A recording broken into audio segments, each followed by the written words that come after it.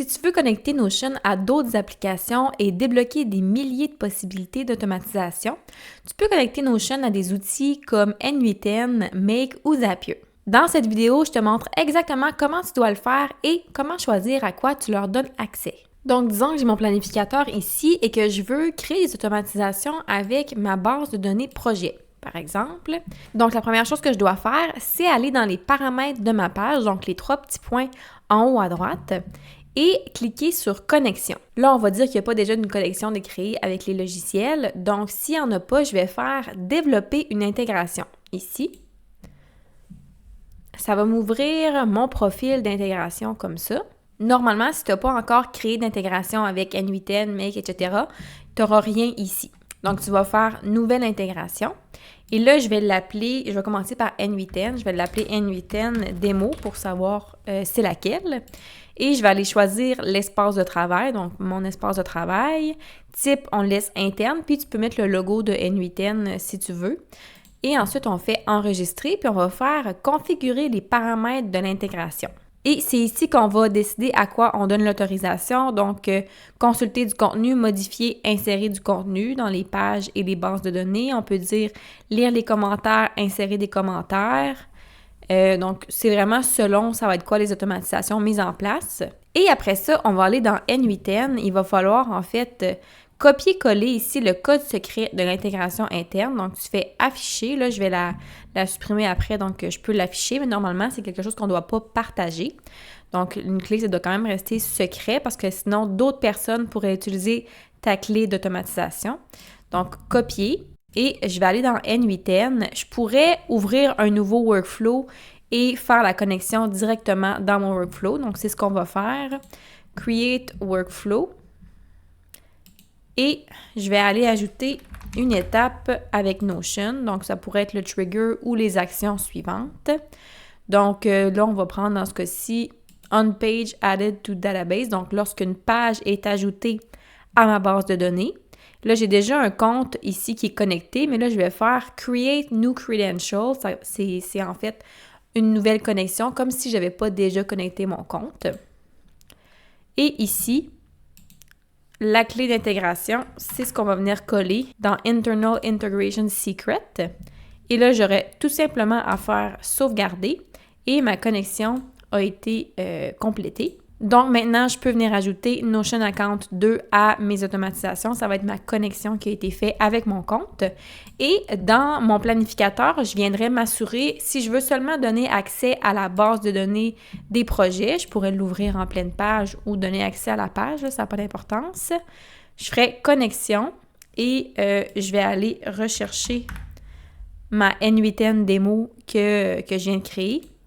Je vais cliquer dessus puis faire « Confirmer ». Donc là, maintenant, mon intégration avec N8N est autorisée à accéder à ma base de données projet. J'aurais aussi pu passer ici par « Accès » et aller voir « Page partagée ». Là, je viens de l'ajouter, mais je peux aller chercher des pages par ici puis donner l'accès via cet onglet-là. Pour connecter avec Make, ça va être le même principe. En fait, j'irai encore dans « Connexion », dans « Ajouter une connexion »,« Développer une intégration ». Cette fois-ci, je l'appellerai Make, donc nouvelle intégration, Make. Je vais aller me recopier la clé secrète. Je ne la referai pas, là, parce que c'est exactement la même chose. Et en fait, je créerai un nouveau scénario ici dans Make. Et là, je vais ajouter un module qui contient Notion. Donc là, ici, Watch Data Source Item, peu importe. Donc, je veux juste connecter mon compte. Donc, je vais faire ajouter une connexion ici. Et interne. Et là, je vais copier ma clé ici tout simplement. Donc, je clique sur « Sauvegarder » puis ma connexion va être complétée. Encore là, il ne faut pas oublier de donner l'accès à la base de données. Donc, dans « Connexion »,« Ajouter une connexion », j'irai ajouter mon intégration Make pour que Make ait accès à la bonne page ou aux bonnes bases de données. Pour ce qui est de Zapier, c'est la même chose. On irait se créer une intégration, copier la clé. Puis, on pourrait aller dans un scénario comme on a fait pour Make et N8N, mais je pourrais aussi aller dans l'onglet App Connection, puis j'ai le même onglet dans Make et dans N8N.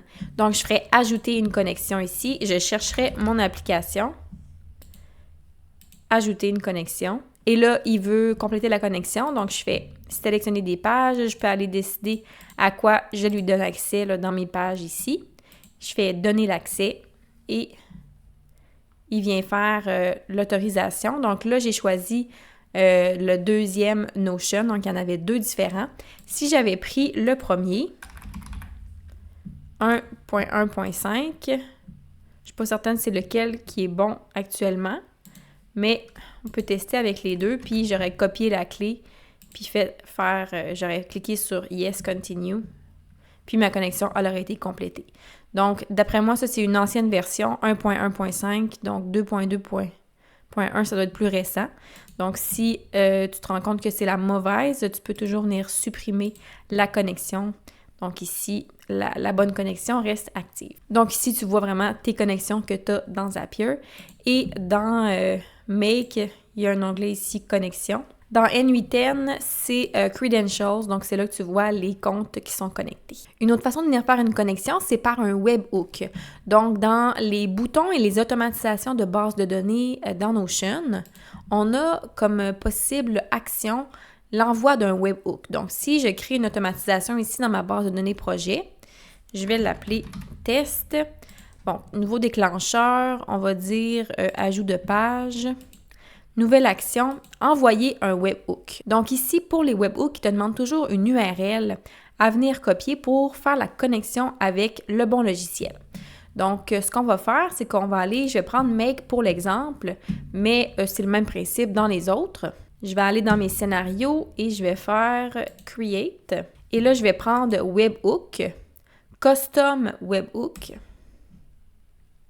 Et là, je pourrais choisir un webhook que j'ai déjà créé, mais je pourrais aussi en ajouter un nouveau.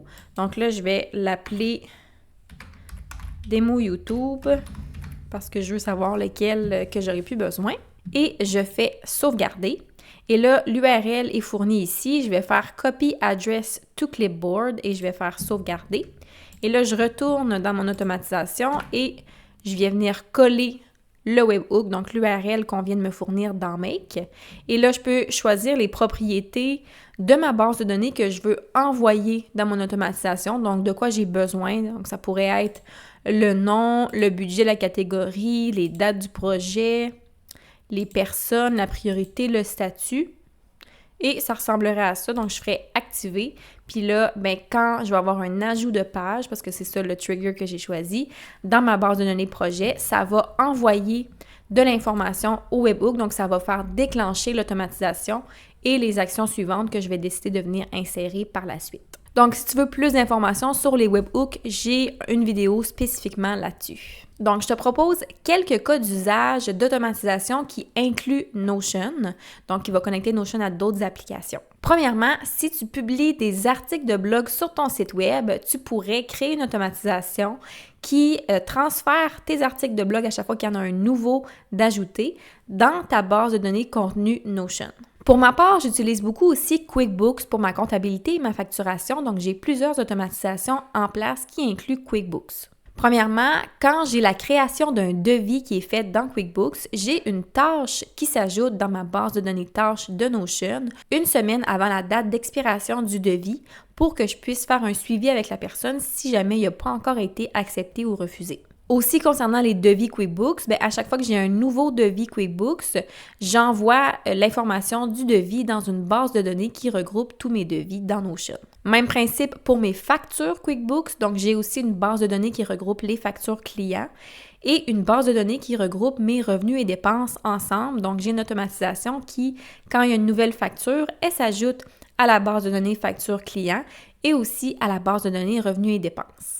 Une autre automatisation que tu pourrais mettre en place, c'est quand il y a un paiement de facture qui est effectué dans QuickBooks ou ton logiciel de comptabilité à toi, dans la base de données des factures dans Notion, il y a une mise à jour qui se fait qui indique que le paiement a été effectué. Encore dans QuickBooks, quand tu as une nouvelle dépense qui est ajoutée dans ton compte QuickBooks, cette dépense-là peut être ajoutée à ta base de données des revenus et dépenses dans Notion pour les comptabiliser. Et même principe pour les ventes. En dehors de QuickBooks maintenant, tu pourrais mettre une automatisation en place qui, à chaque fois que tu ajoutes une nouvelle ressource, donc un PDF, un document, dans un dossier Drive qui regroupe toutes les ressources que tu accumules, que tu conserves, cette ressource-là peut être ajoutée à une base de données Notes et ressources de Notion pour les organiser. Le 9e cas d'usage, ce serait si tu as un nouveau client dans ton système de paiement en ligne, que ce soit Thrivecart, Stripe, peu importe ce que tu utilises,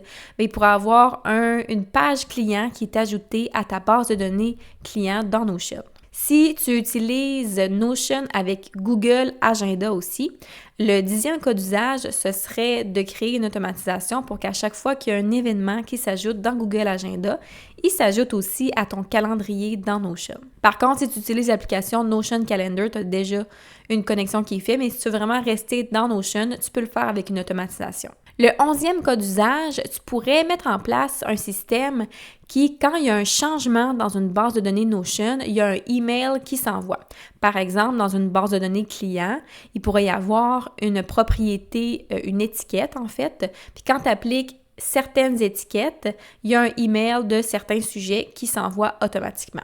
Et le 12e cas d'usage que je te propose, c'est si tu as des formulaires qui sont remplis, par exemple, dans Tally ou dans d'autres logiciels de formulaires, que ce soit pour un prospect, un nouveau client, peu importe, quand ce formulaire-là est rempli, tu peux avoir une automatisation qui transfère les informations données dans le formulaire dans une base de données Notion ensuite. Si tu veux apprendre exactement comment mettre en place plusieurs de ces automatisations pour ton entreprise de services, Notion System est pour toi.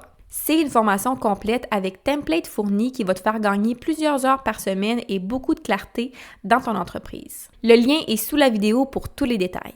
Merci d'avoir écouté jusqu'ici et si la vidéo t'a été utile, n'oublie pas de liker et de t'abonner pour plus de contenu. À bientôt!